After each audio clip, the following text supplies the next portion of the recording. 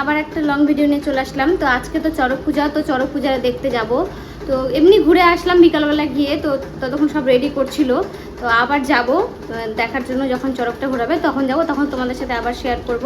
তো দেখো আমি মানে নর্মালি রেডি হয়ে গেছি, যাওয়ার সময় আরেকবার রেডি হবো। তো এমনি ঘোরার জন্য গিয়েছিলাম, তো ঘুরে আসলাম। এখন আবার যাব একটু পরে, তো তখন তোমাদের সাথে শেয়ার করবো। তো ব্লগটা তোমরা লাস্ট পর্যন্ত দেখবা।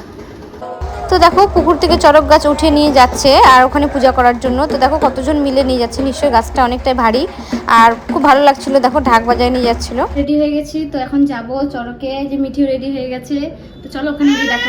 তো দেখো চলে এসেছি এখন মাঠে, এখন কেবল গাছটাকে পূজা করবে আর এদিকে ঠাকুর স্নান করে নিয়ে চলে এসেছে। দেখো খুব সুন্দর করে পজিশন করে ঠাকুরটা নিয়ে আসছে আর কত সুন্দর মন্দিরটাকে সাজিয়েছে।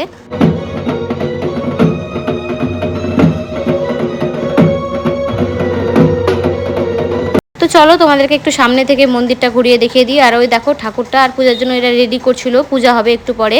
তো সবাই আসছিল এক এক করে পূজা দেওয়ার জন্য। ওইখানে পূজা একটু পরে শুরু হবে। আর এদিকে দেখো ওই দাদাটার পিঠে না বড়শি ফোড়ানো হবে, তো দাদার সাথে সবাই ছবি তুলছিল।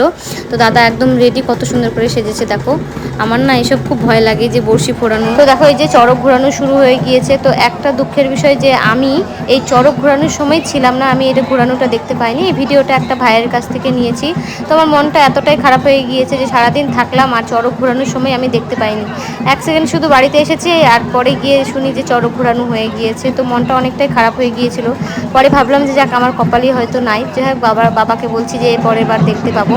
তো দেখো চড়ক ঘোরাচ্ছে, মানে কতটা রিস্কে বলো। আমার অনেকটা ভয় লাগে এই সিনটা দেখলে, জানো যে কখন কি হয়ে যায়। যাই হোক না, এই ভিডিওটা যখন আমি যাই তখন চড়ক ঘোরানো হয়ে গিয়েছিল। তো ভাবলাম সামনে থেকে গিয়ে গাছটাকে প্রণাম করে আসি। তো দেখো খুব সুন্দর করে সাজিয়েছিল, কি দুঃখ যে আমি দেখতেই পারলাম না চড়ক ঘোরানো। তারপরে দেখো এই সন্ন্যাসীরা সবাই নাচছিল, অনেক মজা করছিল। তো সেটাই লাস্টে আর ভিডিও করলাম। তারপরে আর সেরকম কিছু মেলাতে নিয়ে অনেকক্ষণ ছিলাম দাঁড়িয়ে, তারপর বাড়ি চলে এসেছিলাম। তো অনেক মিস করছিলাম যে চড়ক ঘোরানো দেখতে পাইলাম না।